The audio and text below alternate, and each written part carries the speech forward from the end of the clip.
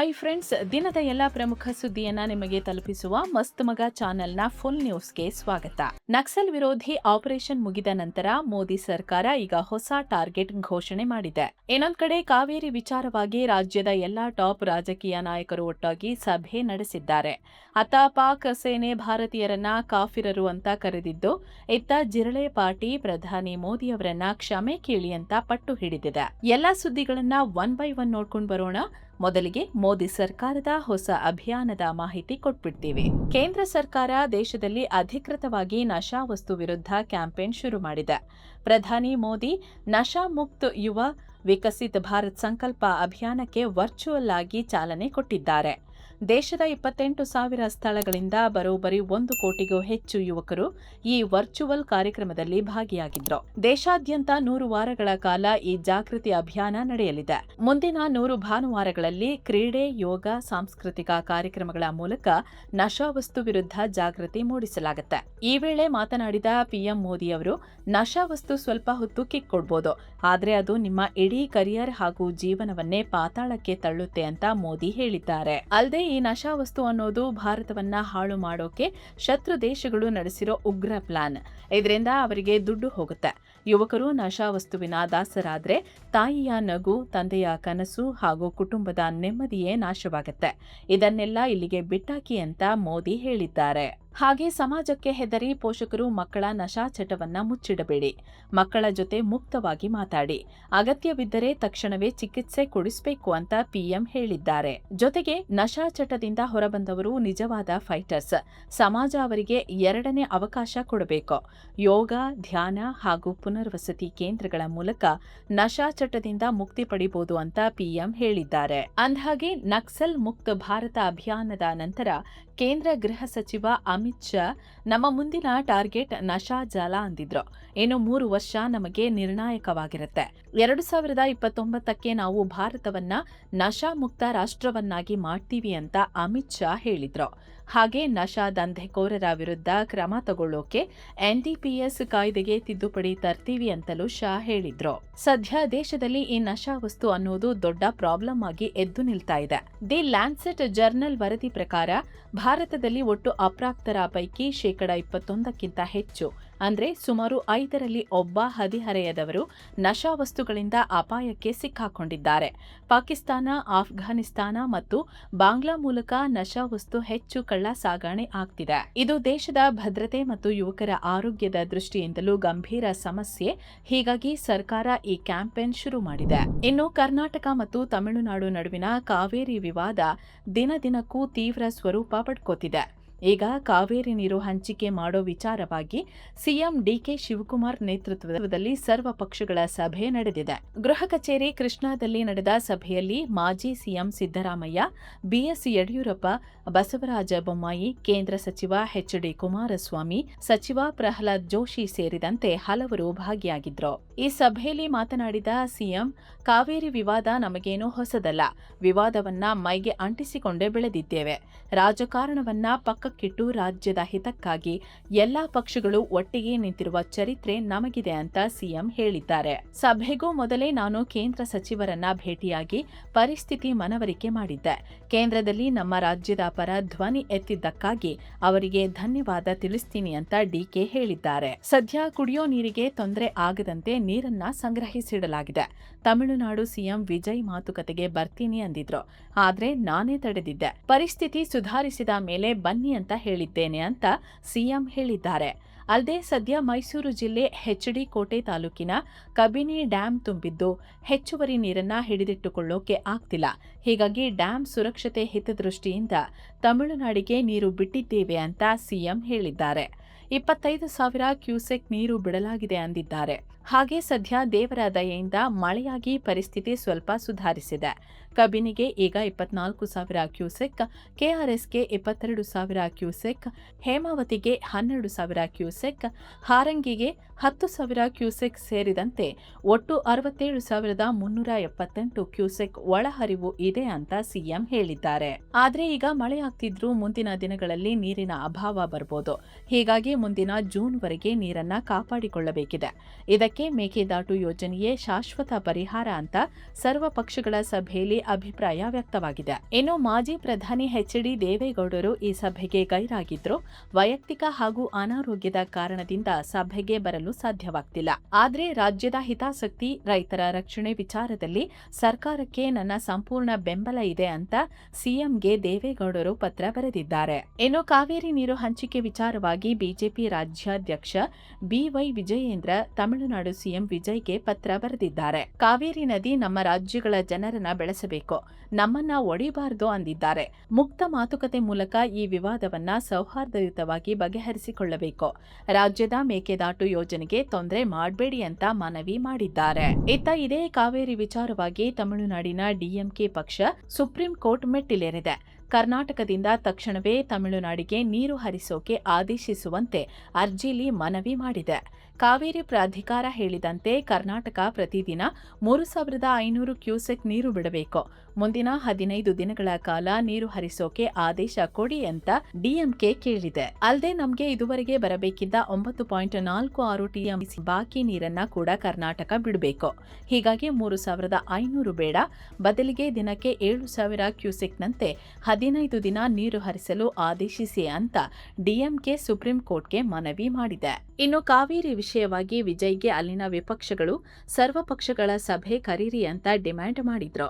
ಆದರೆ ಟಿವಿಕೆ ಸಚಿವ ನಿರ್ಮಲ್ ಕುಮಾರ್ ಸರ್ವಪಕ್ಷ ಸಭೆಯ ಕರೆಯನ್ನ ತಿರಸ್ಕರಿಸಿದ್ದಾರೆ. ಆಲ್ರೆಡಿ ವಿಧಾನಸಭೆಯಲ್ಲಿ ಸರ್ವಾನುಮತದ ನಿರ್ಣಯ ಅಂಗೀಕಾರವಾಗಿದೆ, ಮತ್ತೆ ಸಭೆ ಅವಶ್ಯಕತೆ ಇಲ್ಲ ಅಂತ ಹೇಳಿದ್ದಾರೆ. ಹಾಗೆ ಡಿಎಂಕೆ ತರಾತುರಿಯಲ್ಲಿ ಸುಪ್ರೀಂ ಕೋರ್ಟ್ಗೆ ಅರ್ಜಿ ಹಾಕಿ ಗೊಂದಲ ಸೃಷ್ಟಿಸಿದೆ ಅಂತ ನಿರ್ಮಲ್ ಕುಮಾರ್ ಹೇಳಿದ್ದಾರೆ. ಕಾವೇರಿ ವಿವಾದದಲ್ಲಿ ಸ್ಟಾಲಿನ್ ಹಾಗೂ ಡಿಕೆ ಶಿವಕುಮಾರ್ ತಮಿಳುನಾಡಿನ ಹಿತಾಸಕ್ತಿಗಳನ್ನ ಹಾಳು ಮಾಡೋಕೆ ಒಟ್ಟಾಗಿ ಕೆಲಸ ಮಾಡ್ತಿದ್ದಾರೆ ಅಂತ ಸಚಿವ ನಿರ್ಮಲ್ ಕುಮಾರ್ ಆರೋಪಿಸಿದ್ದಾರೆ. ಇನ್ನು ಸ್ನೇಹಿತರೆ, ಸೆವೆನ್ ಸ್ಯಾಂಡ್ಸ್ ಟೂರಿಸಂನವರು ರಾಮೇಶ್ವರ, ಕನ್ಯಾಕುಮಾರಿ, ತಿರುವನಂತಪುರಂ ಟ್ರಿಪ್ ಆಯೋಜನೆ ಮಾಡಿದ್ದಾರೆ. ಆಲ್ ಇನ್ಕ್ಲೂಸಿವ್ ಪ್ಯಾಕೇಜ್ ಸೇಫ್ ಆಗಿ ಕರ್ಕೊಂಡು ಬರ್ತಾರೆ. ಆಸಕ್ತರು ಕೆಳಗಡೆ ಇರೋ ನಂಬರ್ಗೆ ಕಾಲ್ ಮಾಡಿ ಈಗಲೇ ನಿಮ್ಮ ಸೀಟ್ ಬುಕ್ ಮಾಡ್ಕೊಳ್ಳಿ.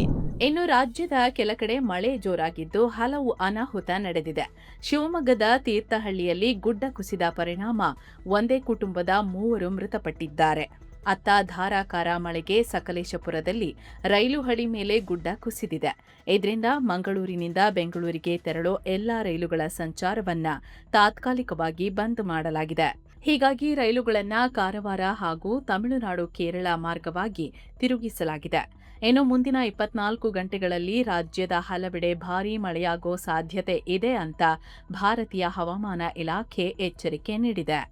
ದಕ್ಷಿಣ ಕನ್ನಡ, ಶಿವಮೊಗ್ಗ ಹಾಗೂ ಚಿಕ್ಕಮಗಳೂರು ಜಿಲ್ಲೆಗಳಲ್ಲಿ ತೀವ್ರ ಸ್ವರೂಪದ ಮಳೆಯಾಗೋ ಸಾಧ್ಯತೆ ಇದ್ದು ಇಲ್ಲಿ ರೆಡ್ ಅಲರ್ಟ್ ನೀಡಲಾಗಿದೆ.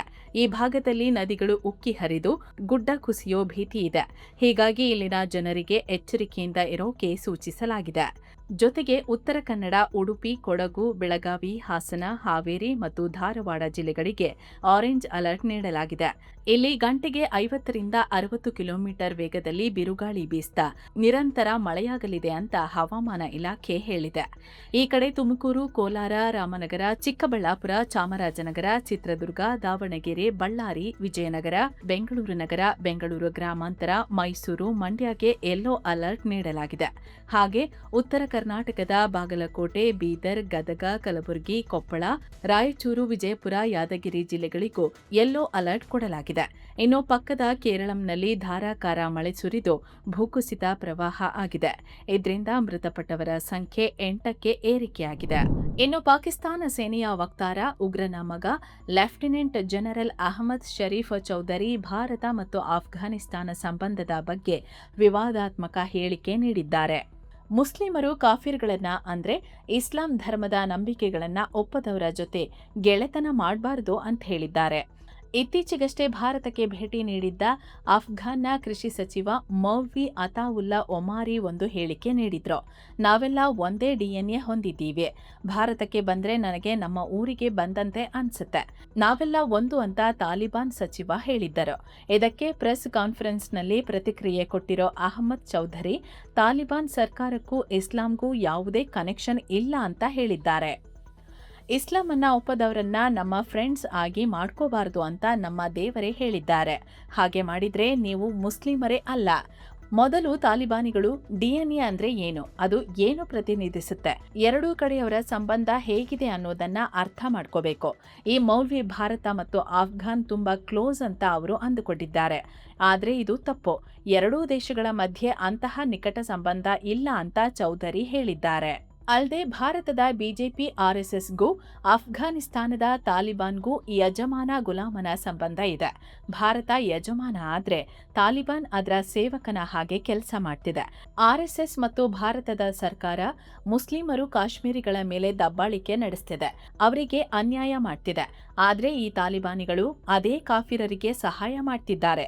ಇದು ಯಾವ ತರಹದ ಇಸ್ಲಾಂ ಧರ್ಮ ಅಂತ ಈ ಅಹಮದ್ ಚೌಧರಿ ಬಾಯಿಗೆ ಬಂದ ಹಾಗೆ ಒದರಿದ್ದಾರೆ. ಈ ಮೂಲಕ ಪಾಕಿಸ್ತಾನದಲ್ಲಿ ಮುಲ್ಲಾ ಮುನೀರ ಮಾತ್ರ ಅಲ್ಲ, ನಾನು ಕೂಡ ಅವನಪ್ಪನಂತ ಮತಾಂಧ ಅನ್ನೋದನ್ನ ಈ ಅಹಮದ್ ಚೌಧರಿ ಪ್ರೂವ್ ಮಾಡಿದ್ದಾರೆ. ಅಂದ್ಹಾಗೆ ಸ್ನೇಹಿತರೆ, ಇವನಿಂದ ಇಂಥ ಹೇಳಿಕೆ ಬರೋದು ಆಶ್ಚರ್ಯ ಏನಲ್ಲ.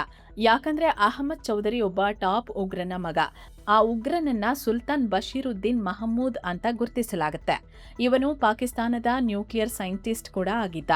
ಆಮೇಲೆ ಅವಳಿ ಕಟ್ಟಡ ಸ್ಫೋಟಿಸಿದ ಉಗ್ರನ ಜೊತೆಗೆ ಹತ್ತಿರದ ನಂಟು ಹೊಂದಿದ್ದ. ಅವನ ಮಗನನ್ನೇ ಪಾಕ್ ಸೇನೆಯ ವಕ್ತಾರನನ್ನಾಗಿ ಮಾಡಿದ್ದಾರೆ. ಇತ್ತ ಕೆಪಿಎಸ್ಸಿ ನೇಮಕಾತಿ ಹಗರಣಕ್ಕೆ ಸಂಬಂಧಿಸಿದಂತೆ ಕೆಪಿಎಸ್ಸಿ ಕಾರ್ಯದರ್ಶಿ ಜ್ಯೋತಿ ಅವರಿಗೆ ಸಿಐಡಿ ನೋಟಿಸ್ ಜಾರಿ ಮಾಡಿದೆ. ನೇಮಕಾತಿಗೆ ಸಂಬಂಧಿಸಿದ ಎಲ್ಲಾ ಪ್ರಮುಖ ದಾಖಲೆಗಳನ್ನ ಕೊಡಿ ಅಂತ ಕೇಳಿದೆ. ಪಶು ವೈದ್ಯಾಧಿಕಾರಿ ಪೋಸ್ಟ್ಗೆ ಬ್ರೋಕರ್ಗಳಿಂದ 80 ಲಕ್ಷ ರೂಪಾಯಿ ಡೀಲ್ ನಡೆದಿದೆ ಅಂತ ಆಡಿಯೋ ವೈರಲ್ ಆಗಿತ್ತು. ಈ ಆಡಿಯೋ ವೈರಲ್ ಬೆನ್ನಲ್ಲೇ ರಾಜ್ಯ ಸರ್ಕಾರ ಪ್ರಕರಣದ ತನಿಖೆಯನ್ನ ಸಿಐಡಿಗೆ ವಹಿಸಿತ್ತು. ಸದ್ಯ ಸಿಐಡಿ ಎಸ್ಪಿ ರಾಘವೇಂದ್ರ ಹೆಗಡೆ ಈ ಕೇಸ್ನ ತನಿಖೆ ಮಾಡ್ತಿದ್ದಾರೆ. ಇನ್ನು ಭಾನುವಾರ ರಾಜ್ಯಾದ್ಯಂತ 3991 ಸಿವಿಲ್ ಪೊಲೀಸ್ ಕಾನ್ಸ್ಟೇಬಲ್ ಹುದ್ದೆಗಳ ನೇಮಕಾತಿಗೆ ಪರೀಕ್ಷೆ ನಡೆಸಲಾಗಿದೆ. 884 ಪರೀಕ್ಷಾ ಕೇಂದ್ರಗಳಲ್ಲಿ ಎಕ್ಸಾಮ್ ನಡೆಸಲಾಗಿದೆ. ಆದರೆ ವಿಜಯಪುರದಲ್ಲಿ ಈ ಪೊಲೀಸ್ ಕಾನ್ಸ್ಟೇಬಲ್ ಪರೀಕ್ಷೆಯ ಪ್ರಶ್ನೆ ಪತ್ರಿಕೆಯನ್ನ ಅರ್ಧ ಗಂಟೆ ತಡವಾಗಿ ಕೊಡಲಾಗಿದೆ ಅಂತ ಅಭ್ಯರ್ಥಿಗಳು ಆರೋಪಿಸಿದ್ದಾರೆ. OMR ಶೀಟ್ಗೂ ಪ್ರಶ್ನೆ ಪತ್ರಿಕೆಗೂ ಮಿಸ್ ಮ್ಯಾಚ್ ಇದೆ. ಒಂದೊಂದು ಕೊಠಡಿಗಳಲ್ಲಿ ಒಂದೊಂದು ಸಮಸ್ಯೆ ಇದೆ ಅಂತ ಅಭ್ಯರ್ಥಿಗಳು ಆರೋಪ ಮಾಡಿದ್ದಾರೆ. ಪ್ರಶ್ನೆ ಪತ್ರಿಕೆ ಮತ್ತು OMR ಮಿಸ್ ಮ್ಯಾಚ್ ಅಂತ ಹೇಳಿ ಪರೀಕ್ಷೆನೇ ಬರೆಯಲ್ಲ ಅಂತ ಕೆಲ ಅಭ್ಯರ್ಥಿಗಳು ಹೊರಗೆ ಬಂದಿದ್ದಾರೆ, ಪ್ರತಿಭಟಿಸಿದ್ದಾರೆ. ಇತ್ತ ಹಾಸನದ ಗಂಧದ ಕೋಟೆ ಸರ್ಕಾರಿ ಕಾಲೇಜಿನಲ್ಲಿ OMR ಶೀಟ್ ಮತ್ತು ಪ್ರಶ್ನೆ ಪತ್ರಿಕೆ ಅದಲು ಬದಲಾಗಿದೆ ಅಂತ ಅಭ್ಯರ್ಥಿಗಳಲ್ಲಿ ಗೊಂದಲ ಉಂಟಾಗಿತ್ತು. ಇದರಿಂದ ಆತಂಕಗೊಂಡ ಅಭ್ಯರ್ಥಿಗಳು ಪರೀಕ್ಷಾ ಕೊಠಡಿಯಿಂದ ಹೊರಬಂದು ಸಿಬ್ಬಂದಿಯನ್ನ ಪ್ರಶ್ನಿಸಿದ್ರು. ಇದಕ್ಕೆ ಕೆಇಎ ಅಧಿಕಾರಿಗಳು ಸ್ಪಷ್ಟನೆ ನೀಡಿ ಪ್ರಶ್ನೆ ಪತ್ರಿಕೆ ಸಂಖ್ಯೆ ಹಾಗೂ OMR ಶೀಟ್ ಸಂಖ್ಯೆಯಲ್ಲಿ ವ್ಯತ್ಯಾಸವಾದ್ರೂ ಮೌಲ್ಯಮಾಪನಕ್ಕೆ ತೊಂದರೆ ಆಗಲ್ಲ ಅಂತ ಹೇಳಿದ್ದಾರೆ. ನಂತರ ಪರೀಕ್ಷೆ ನಡೆದಿದೆ. ಇನ್ನು ಬಹುನಿರೀಕ್ಷಿತ ಕಾಂಗ್ರೆಸ್ ಸಚಿವ ಸಂಪುಟ ವಿಸ್ತರಣೆ ಆಗಸ್ಟ್ 3ರ ಸಂಜೆ ಲೋಕಭವನದ ಗಾಜಿನ ಮನೆಯಲ್ಲಿ ನಡೆಯೋದು ಬಹುತೇಕ ಕನ್ಫರ್ಮ್ ಆಗಿದೆ. ಮುಖ್ಯಮಂತ್ರಿ ಡಿಕೆ ಶಿವಕುಮಾರ್ ಅವರು 20 ಶಾಸಕರ ಸಂಭಾವ್ಯ ಪಟ್ಟಿಯನ್ನ ರೆಡಿ ಮಾಡಿದ್ದು, ಸಮುದಾಯ ಹಾಗೂ ಪ್ರಾದೇಶಿಕ ಸಮತೋಲನ ಕಾಯ್ದುಕೊಳ್ಳೋಕೆ 18ರಿಂದ 20 ಹೊಸಬರಿಗೆ ಮಂತ್ರಿಗಿರಿ ಸಿಗೋ ಚಾನ್ಸ್ ಇದೆ. ಎಐಸಿಸಿ ನಾಯಕರಿಂದ ಅಪ್ರೂವಲ್ ತಡವಾಗಿದ್ದಕ್ಕೆ ಈ ಪ್ರಕ್ರಿಯೆ ಹಲವು ಬಾರಿ ಮುಂದೂಡಿಕೆಯಾಗಿತ್ತು. ಇನ್ನು ಸೋಮವಾರ ಸಂಜೆ ನಡೆಯೋ ಈ ಪದಗ್ರಹಣಕ್ಕೆ ಪ್ರಿಪರೇಷನ್ ಮಾಡಿಕೊಳ್ಳೋಕೆ ಸಿಎಂ ಆಲ್ರೆಡಿ ಇನ್ಸ್ಟ್ರಕ್ಷನ್ ಕೊಟ್ಟಿದ್ದಾರೆ ಅಂತ ಹೇಳಲಾಗ್ತಿದೆ. ಇನ್ನು ರಾಜ್ಯದಲ್ಲಿ ನಡೀತಿರೋ ಮತದಾರರ ಪಟ್ಟಿ ಪರಿಷ್ಕರಣೆ ಪ್ರಕ್ರಿಯೆಯನ್ನ ಈಸಿ ಮಾಡೋಕೆ ಸರ್ಕಾರ ದೊಡ್ಡ ಹೆಜ್ಜೆ ಇಟ್ಟಿದೆ. ಸಾರ್ವಜನಿಕರಿಗೆ ಬರೋಬ್ಬರಿ 4.8 ಕೋಟಿ ಉಚಿತ ಜಾತಿ ಪ್ರಮಾಣ ಪತ್ರಗಳನ್ನು ಹಂಚೋಕೆ ಡಿಸೈಡ್ ಮಾಡಿದೆ. ಈ ಕ್ಯಾಸ್ಟ್ ಸರ್ಟಿಫಿಕೇಟ್ ಮತ್ತು ಖಾಯಂ ನಿವಾಸಿ ಪ್ರಮಾಣ ಪತ್ರಗಳು ಚುನಾವಣಾ ಆಯೋಗ SIRಗೆ ಅಪ್ರೂವ್ ಮಾಡಿರೋ 11 ಪ್ರಮುಖ ಡಾಕ್ಯುಮೆಂಟ್ಗಳಲ್ಲಿ ಬರ್ತವೆ. ಇದನ್ನ ಆದಷ್ಟು ಬೇಗ ಜನರಿಗೆ ತಲುಪಿಸೋಕೆ ಕಂದಾಯ ಇಲಾಖೆ ಆಯುಕ್ತೆ ಮೀನಾ ನಾಗರಾಜ್ ಸಿಎನ್ ಅವರು ಎಲ್ಲಾ ಜಿಲ್ಲಾಧಿಕಾರಿಗಳಿಗೂ ಸುತ್ತೋಲೆ ಹೊರಡಿಸಿದ್ದಾರೆ. ಅಟಲ್ ಜಿ ಜನಸ್ನೇಹಿ ನಿರ್ದೇಶನಾಲಯದಲ್ಲಿ ಲಭ್ಯವಿರೋ 4.8 ಕೋಟಿ ಕ್ಯಾಸ್ಟ್ ಸರ್ಟಿಫಿಕೇಟ್ಗಳ PDF ಕಾಪಿಗಳನ್ನು ಜಿಲ್ಲೆ, ತಾಲೂಕು ಮತ್ತು ಗ್ರಾಮಗಳ ಆಧಾರದ ಮೇಲೆ ಡಿವೈಡ್ ಮಾಡಿ ಕೊಡ್ತಾರೆ. ಆಮೇಲೆ ಜಿಲ್ಲಾಧಿಕಾರಿಗಳು ತಾಲೂಕು ಅಥವಾ ಹೋಬಳಿ ಮಟ್ಟದ ಏಜೆನ್ಸಿಗಳ ಮೂಲಕ ಇದನ್ನ ಪ್ರಿಂಟ್ ಮಾಡಿಸಿ ಹಂಚಲಿದ್ದಾರೆ. ಒಂದು ಸೆಟ್ ಪ್ರಿಂಟ್ ಮಾಡೋಕೆ ಮ್ಯಾಕ್ಸಿಮಮ್ 2.25 ರೂಪಾಯಿ ರೇಟ್ ಫಿಕ್ಸ್ ಮಾಡಿದ್ದಾರೆ. ಅಷ್ಟೇ ಅಲ್ಲದೆ ಜನರಿಗೆ SMS ಮತ್ತೆ ವಾಟ್ಸ್ಆಪ್ ಮೂಲಕ ಕೂಡ ಈ ಸರ್ಟಿಫಿಕೇಟ್ ಡೌನ್ಲೋಡ್ ಮಾಡಿಕೊಳ್ಳೋ ಲಿಂಕ್ ಕಳಿಸ್ತಾರೆ. ಈ ಕೆಲಸದಲ್ಲಿ ಯಾವುದೇ ಗೋಲ್ಮಾಲ್ ಆಗದಿರಲಿ, ಎಲ್ಲವೂ ಪಾರದರ್ಶಕವಾಗಿ ಇರಲಿ ಅಂತ ಸರ್ಕಾರ ಒಂದು ಸ್ಪೆಷಲ್ ಮೊಬೈಲ್ ಆಪ್ ಡೆವಲಪ್ ಮಾಡಿದೆ. ಅಧಿಕಾರಿಗಳು ಮನೆ ಮನೆಗೆ ಹೋಗಿ ಈ ಸರ್ಟಿಫಿಕೇಟ್ ಕೊಟ್ಟಾಗ ಫಲಾನುಭವಿಗಳ ಆಧಾರ್ ಅಥವಾ ಮೊಬೈಲ್ ನಂಬರ್ಗೆ ಬರೋ OTP ಆಧಾರದ ಮೇಲೆ ಸರ್ಟಿಫಿಕೇಟ್ ತಲುಪಿದೆ ಅಂತ ಆಪ್ನಲ್ಲಿ ಎಂಟ್ರಿ ಮಾಡಬೇಕು. ಇನ್ನು ರಾಜ್ಯದಲ್ಲಿ ರಕ್ತದ ಕೊರತೆ ನೀಗಿಸೋಕೆ ಮತ್ತು ರಕ್ತದಾನ ಪ್ರೋತ್ಸಾಹಕ್ಕೆ ಆರೋಗ್ಯ ಸಚಿವ UT ಖಾದರ್ ಯೋಜನೆ ಅನೌನ್ಸ್ ಮಾಡಿದ್ದಾರೆ. ಯುವಕರು ಮತ್ತು ಸಂಘ ಸಂಸ್ಥೆಗಳನ್ನ ಸೇರಿಸಿ ರಕ್ತದಾನ ಶಿಬಿರಗಳನ್ನ ಏರ್ಪಡಿಸ್ತೀವಿ ಅಂತ ಖಾದರ್ ಹೇಳಿದ್ದಾರೆ. ಹಾಗೆ 20 ಕೋಟಿ ರೂಪಾಯಿ ಖರ್ಚು ಮಾಡಿ 4 ಕಡೆ ರೀಜನಲ್ ಬ್ಲಡ್ ಬ್ಯಾಂಕ್ ಸೆಂಟರ್ಗಳನ್ನ ಓಪನ್ ಮಾಡೋದಾಗಿ ಅನೌನ್ಸ್ ಮಾಡಿದ್ದಾರೆ. ಬೆಂಗಳೂರಿನ ವಿಕ್ಟೋರಿಯಾ ಆಸ್ಪತ್ರೆ, ಮಂಗಳೂರಿನ ವೆನ್ಲಾಕ್ ಆಸ್ಪತ್ರೆ, ಬಳ್ಳಾರಿಯ ಭೀಮ್ಸ್ ಮತ್ತು ಹುಬ್ಬಳ್ಳಿಯ ಕಿಮ್ಸ್ನಲ್ಲಿ ಈ ಸೆಂಟರ್ಗಳು ಶುರುವಾಗಲಿವೆ. ಸದ್ಯಕ್ಕೆ ಸರ್ಕಾರಿ ಆಸ್ಪತ್ರೆಗಳಲ್ಲಿ BPL ಕಾರ್ಡ್ ಇರೋರಿಗೆ ಫ್ರೀಯಾಗಿ ರಕ್ತ ಕೊಡ್ತಿದ್ದಾರೆ. ಆದ್ರೆ ಮುಂದಿನ ದಿನಗಳಲ್ಲಿ APL ಕಾರ್ಡ್ ಇರೋರಿಗೂ ಫ್ರೀಯಾಗಿ ರಕ್ತ ಕೊಡೋ ಬಗ್ಗೆ ಆದಷ್ಟು ಬೇಗ ಡಿಸಿಷನ್ ತಗೋತೀವಿ ಅಂತ ಸಚಿವರು ಹೇಳಿದ್ದಾರೆ. ಇನ್ನು ಪ್ರೈವೇಟ್ ಆಸ್ಪತ್ರೆಗಳಲ್ಲಿ ಫುಲ್ ಬ್ಲಡ್ಗೆ 1550 ರೂಪಾಯಿ, ಪ್ಲೇಟ್ಲೆಟ್ ಮತ್ತು ಪ್ಲಾಸ್ಮಾಗೆ 400 ರೂಪಾಯಿ ರೇಟ್ ಫಿಕ್ಸ್ ಮಾಡಿದ್ದಾರೆ. ಒಂದು ವೇಳೆ ಇದಕ್ಕಿಂತ ಹೆಚ್ಚು ದುಡ್ಡು ಕೇಳಿದ್ರೆ ನೇರವಾಗಿ DHO ಆಫೀಸ್ಗೆ ಕಂಪ್ಲೇಂಟ್ ಮಾಡಬಹುದು ಅಂತ ಸಚಿವರು ಮಾಹಿತಿ ಕೊಟ್ಟಿದ್ದಾರೆ. ಇನ್ನು ವಿಪಕ್ಷ ನಾಯಕ ರಾಹುಲ್ ಗಾಂಧಿ, ಬಿಹಾರ ಸಂಸದ ರಾಜೇಶ್ ರಂಜನ್ ಅಲಿಯಾಸ್ ಪಪ್ಪು ಯಾದವ್ ಮತ್ತು ಸಮಾಜವಾದಿ ಪಾರ್ಟಿ ಸಂಸದ ಅವಧೇಶ್ ಪ್ರಸಾದ್ ವಿರುದ್ಧ FIR ದಾಖಲಾಗಿದೆ. ಶುಕ್ರವಾರ ಈ ಮೂವರು ಸಂಸತ್ತಿನ ಆವರಣದಲ್ಲಿ ರಾಮಮಂದಿರ ದೇಣಿಗೆ ಹಣ ಕಳವು ವಿರುದ್ಧ ಕಿರುನಾಟಕ ಮಾಡಿದ್ರು. ಇದು ಸನಾತನ ಧರ್ಮಕ್ಕೆ ಮಾಡಿರೋ ಅಪಮಾನ ಅಂತ ಹೇಳಿ ಈಗ ವಾರಣಾಸಿ ಹಾಗೂ ದಿಲ್ಲಿ ಪೊಲೀಸ್ ಸ್ಟೇಷನ್ನಲ್ಲಿ FIR ದಾಖಲಾಗಿದೆ. ಹಿಂದೂ ಧಾರ್ಮಿಕ ಮುಖಂಡರು ಮತ್ತು ಬಿಜೆಪಿ ನಾಯಕರು ದೂರು ನೀಡಿದ್ದಾರೆ. ಇನ್ನು ಬಿಹಾರ ಸಂಸದ ರಾಜೇಶ್ ರಂಜನ್ ಅಲಿಯಾಸ್ ಪಪ್ಪು ಯಾದವ್ ಮೇಲೆ ದಾಳಿಯಾಗಿದೆ. ದಿಲ್ಲಿಲಿ ಪ್ರೆಸ್ ಕಾನ್ಫರೆನ್ಸ್ ಮಾಡ್ತಿದ್ದಾಗ ವ್ಯಕ್ತಿಯೊಬ್ಬರು ಅವರ ಮೇಲೆ ಚಪ್ಪಲಿ ಎಸೆದಿದ್ದಾರೆ. ಅಲ್ಲದೆ ಆ ವ್ಯಕ್ತಿ ಮಾರಕಾಸ್ತ್ರ ಮೂಲಕ ದಾಳಿ ಮಾಡೋಕೆ ಬಂದಿದ್ದ ಅಂತ ಪಪ್ಪು ಯಾದವ್ ಆರೋಪಿಸಿದ್ದಾರೆ. ಆಮೇಲೆ ಅವರ ಬೆಂಬಲಿಗರು ಆ ವ್ಯಕ್ತಿನ ಹಿಡಿದು ಹಿಗ್ಗಾಮುಗ್ಗ ಥಳಿಸಿದ್ದಾರೆ. ಅಂದ್ಹಾಗೆ ಪಪ್ಪು ಯಾದವ್ ಪಾರ್ಲಿಮೆಂಟ್ ಹೊರಗಡೆ ರಾಮ ಮಂದಿರ ದೇಣಿಗೆ ಕಳ್ಳತನದ ವಿರುದ್ಧ ಕಿರುನಾಟಕ ಮಾಡಿದ್ದಕ್ಕೆ ಅವರ ವಿರುದ್ಧ FIR ದಾಖಲಾಗಿತ್ತು. ಇದಾದ್ಮೇಲೆ ಅವರು ಪ್ರೆಸ್ ಕಾನ್ಫರೆನ್ಸ್ ಮಾಡಿದ್ರು. ಇನ್ನು ವಿದ್ಯಾರ್ಥಿಗಳ ಪ್ರತಿಭಟನೆ ವೇಳೆ ಪ್ರಧಾನಿ ಮೋದಿ ವಿರುದ್ಧ ಆಕ್ಷೇಪಾರ್ಹ ಹೇಳಿಕೆ ನೀಡಿರೋ 15 ವರ್ಷದ ಬಾಲಕಿಯ ತಾಯಿ ರಿಯಾಕ್ಟ್ ಮಾಡಿದ್ದಾರೆ. ಕೆಟ್ಟ ಪದಗಳನ್ನ ಬಳಸಿದ್ದ ನನ್ನ ಮಗಳನ್ನ ಕ್ಷಮಿಸಿ, ಮೋದಿಯವರು ದೊಡ್ಡತನ ತೋರಿದ್ದಾರೆ. ಇವತ್ತು ನನ್ನ ಮಗಳ ಹುಟ್ಟಿದ ಹಬ್ಬ. ಮೋದಿಯವರು ನನ್ನ ಮಗಳಿಗೆ ದೊಡ್ಡ ಗಿಫ್ಟ್ ಕೊಟ್ಟಿದ್ದಾರೆ. ಹಾಗೆ ಸೋಷಿಯಲ್ ಮೀಡಿಯಾದಿಂದ ಮಕ್ಕಳನ್ನ ಬ್ಲಾಕ್ ಮಾಡಿ ಅಂತ ಪ್ರಧಾನಿ ಮೋದಿ ಅವರಿಗೆ ಮನವಿ ಮಾಡಿದ್ದಾರೆ.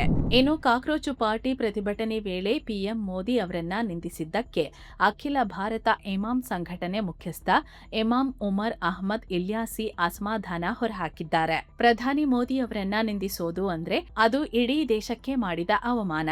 ಪ್ರಧಾನಿ ಹಾಗೂ ಅವರ ತಾಯಿಯನ್ನ ನಿಂದಿಸಿದ್ದು ನೋಡಿ ನನಗೆ ಬಹಳ ನೋವಾಯ್ತು ಅಂದಿದ್ದಾರೆ. ಮೋದಿ ಅವರ ನಾಯಕತ್ವದಲ್ಲಿ ಅಂತಾರಾಷ್ಟ್ರೀಯ ಮಟ್ಟದಲ್ಲಿ ಭಾರತಕ್ಕೆ ದೊಡ್ಡ ಗೌರವ ಸಿಕ್ಕಿದೆ. ಭಾರತದ ಇತಿಹಾಸದಲ್ಲೇ ಯಾವ ಪ್ರಧಾನಿಗೂ ಇಷ್ಟೊಂದು ಗೌರವ ಸಿಕ್ಕಿಲ್ಲ. ಇದೇನು ಸಾಮಾನ್ಯ ಸಾಧನೆ ಅಲ್ಲ ಅಂತ ಇಲ್ಯಾಸಿ ಹೇಳಿದ್ದಾರೆ. ಅಲ್ಲದೆ ಪ್ರತಿಭಟನೆ ವೇಳೆ ಬಸ್ಸು ವಾಹನಗಳಿಗೆ ಬೆಂಕಿ ಹಚ್ಚಲಾಗಿದೆ. ಇದು ನಮ್ಮೆಲ್ಲರ ಆಸ್ತಿ. ಇದರಿಂದ ನಮಗೆ ನಷ್ಟ. ಪ್ರಜಾಪ್ರಭುತ್ವದಲ್ಲಿ ಭಿನ್ನಾಭಿಪ್ರಾಯ ಸಹಜ. ಕುಟುಂಬದಲ್ಲೂ ಜಗಳ ಆಗತ್ತೆ. ಹಾಗಂತ ತಂದೆ ತಾಯಿಯನ್ನೇ ಬೈಯೋಕೆ ಆಗುತ್ತಾ ಅಂತ ಇಮಾಮ್ ಪ್ರಶ್ನಿಸಿದ್ದಾರೆ. ಇತ್ತ ಜಿರಳೆ ಪಾರ್ಟಿ ಸಂಸ್ಥಾಪಕ ಅಭಿಜಿತ್ ದಿಪ್ಕೆ PM ಮೋದಿ ವಿರುದ್ಧ ಕಿಡಿಕಾರಿದ್ದಾರೆ. ಜುಲೈ 20ರ ಪ್ರತಿಭಟನೆಯಲ್ಲಿ ಗಾಯಗೊಂಡ ವಿದ್ಯಾರ್ಥಿಗಳಿಗೆ ಮೊದಲು ಕ್ಷಮೆ ಕೇಳಿ ಅಂದಿದ್ದಾರೆ. ವಿದ್ಯಾರ್ಥಿಗಳಿಗೆ ಕ್ಷಮೆ ನೀಡೋ ಬಗ್ಗೆ ಮಾತನಾಡುವ ಮೊದಲು ನೀವೇ ಕ್ಷಮೆ ಕೇಳಿ ಅಂದಿದ್ದಾರೆ. ತಮ್ಮ ಹಾಗೂ ತಮ್ಮ ದಿವಂಗತ ತಾಯಿ ವಿರುದ್ಧ ನಿಂದನೆ ಮಾಡಿದ ವಿದ್ಯಾರ್ಥಿಗಳನ್ನ ಕ್ಷಮಿಸ್ತೀನಿ ಅಂತ ಮೋದಿ ಹೇಳಿದ್ರು. ಇದಕ್ಕೆ ದಿಪ್ಕೆ ಈ ತರ ಹೇಳಿಕೆ ಕೊಟ್ಟಿದ್ದಾರೆ. ಅಲ್ಲದೆ ಬಿಜೆಪಿ IT ಸೆಲ್ ವಿರುದ್ಧವೂ ದಿಪ್ಕೆ ವಾಗ್ದಾಳಿ ನಡೆಸಿದ್ದಾರೆ. ಬಿಜೆಪಿ IT ಸೆಲ್ನವರು ವರ್ಷಗಳಿಂದ ಮಹಿಳೆಯರಿಗೆ ಅತ್ಯಾಚಾರ, ಬೆದರಿಕೆ ಹಾಗೂ ನಿಂದನಾತ್ಮಕ ಸಂದೇಶ ಕಳಿಸುತ್ತಿದ್ದಾರೆ. ಇಂತಹ ನಿಂದನೆ ಮಾಡೋ ಹಲವರ ಅಕೌಂಟ್ಗಳನ್ನ ಪ್ರಧಾನಿ ಮೋದಿ ಫಾಲೋ ಮಾಡ್ತಿದ್ದಾರೆ. ಇದರಿಂದಾಗಿ ಅವರಿಗೆ ಬೆಂಬಲ ಇದೆ ಅನ್ನೋ ಧೈರ್ಯ ಬಂದಿದೆ ಅಂತ ದಿಪ್ಕೆ ಆರೋಪಿಸಿದ್ದಾರೆ. ಇತ್ತ ಕಾಕ್ರೋಚ್ ಪಾರ್ಟಿ ಸಂಸ್ಥಾಪಕ ಅಭಿಜಿತ್ ದಿಪ್ಕೆ ಅವರ ತಂದೆಯ ಹಣಕಾಸಿನ ಮೂಲದ ಬಗ್ಗೆ ತನಿಖೆ ಆಗಬೇಕು ಅನ್ನೋ ಆಗ್ರಹ ಕೇಳಿಬಂದಿದೆ. ಗುಜರಾತ್ನ ಮೂಲದ RTI ಕಾರ್ಯಕರ್ತ ಅಮಿತ್ ತಿವಾರಿ ಅನ್ನೋರು ಈ ಆಗ್ರಹ ಮಾಡಿದ್ದಾರೆ. ಅಭಿಜಿತ್ ತಂದೆ ಭಗವಾನ್ ರಾವ್ ದಿಪ್ಕೆ ಮಹಾರಾಷ್ಟ್ರ ಸರ್ಕಾರದ ನಿವೃತ್ತ ನೌಕರರಾಗಿದ್ದಾರೆ. ಓರ್ವ ನಿವೃತ್ತ ನೌಕರ ತಮ್ಮ ಮಗನನ್ನ ಅಮೆರಿಕದಲ್ಲಿ ಓದಿಸೋಕೆ ಹೇಗೆ ಫಂಡ್ ಮಾಡಿದ್ರು ಅಂತ ಪ್ರಶ್ನಿಸಿದ್ದಾರೆ. ಇದರ ಜೊತೆಗೆ ಕೇಂದ್ರ ಚುನಾವಣಾ ಆಯೋಗ ಹಾಗೂ ತೆರಿಗೆ ಅಧಿಕಾರಿಗಳಿಗೂ ಅಮಿತ್ ಪತ್ರ ಬರೆದಿದ್ದಾರೆ. ಸಿಜೆಪಿಗೆ ಸುಪ್ರೀಂ ಕೋರ್ಟ್ ವಕೀಲ ಕಪಿಲ್ ಸಿಬಲ್ 1 ಕೋಟಿ ರು ಫಂಡ್ ಘೋಷಣೆ ಮಾಡಿದ್ರು. ಸಿಜೆಪಿ ಪಕ್ಷ ಎಲ್ಲೂ ರಿಜಿಸ್ಟರ್ ಆಗಿಲ್ಲ, ಆದರೂ ರಾಜಕೀಯ ಪಕ್ಷದ ಹೆಸರಲ್ಲಿ ಕೆಲಸ ಮಾಡ್ತಿದೆ. ಹೀಗಿರುವಾಗ ಅದು ಹೇಗೆ ಈ ರೀತಿ ಫಂಡ್ ಪಡೆಯೋಕೆ ಸಾಧ್ಯ ಅಂತ ಪ್ರಶ್ನಿಸಿದ್ದಾರೆ.